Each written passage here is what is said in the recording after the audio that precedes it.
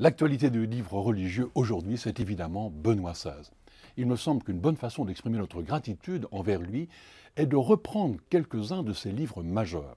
En voici 7. D'abord, tous ceux qui n'ont pas encore lu Lumière du monde devraient le faire, parce que c'est un livre d'entretien, d'accès facile, où le pape parle familièrement de l'Église, du monde, où il démine beaucoup de sujets d'incompréhension. Et dans le même mouvement, on découvre la personnalité de l'homme et la pensée du pape. Dans les encycliques longuement travaillées, solennellement proclamées, je retiens la première, Dieu est amour, justement parce que c'est la première, une sorte de priorité du message. C'est une magnifique méditation sur l'amour. L'amour, caritas, est l'identité même de Dieu, et donc l'identité à laquelle l'homme est appelé.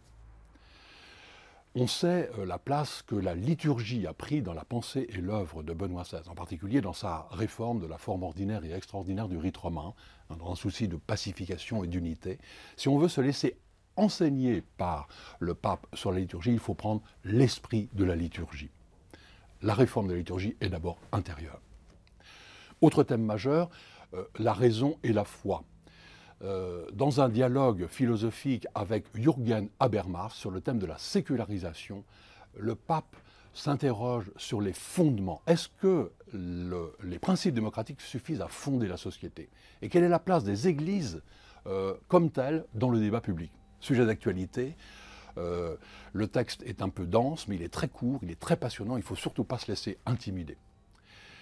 Benoît XVI a constamment fait référence au Concile Vatican II, qu'il a demandé d'interpréter dans une logique de continuité et non de rupture.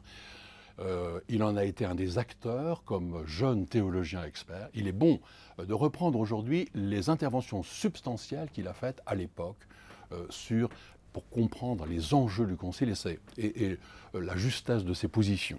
C'est le livre Mon Concile Vatican II.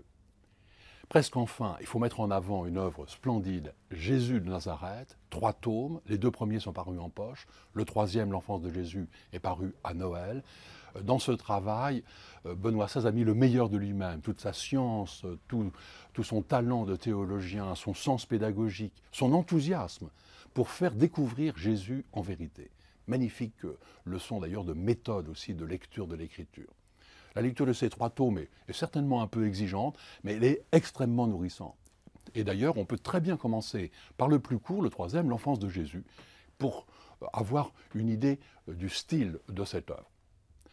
Enfin, je termine par un vieux livre de Joseph Ratzinger, Foi chrétienne hier et aujourd'hui, cette synthèse magistrale, cette introduction au christianisme hier, aujourd'hui, demain, a déjà nourri 2 ou 3 générations de catholiques.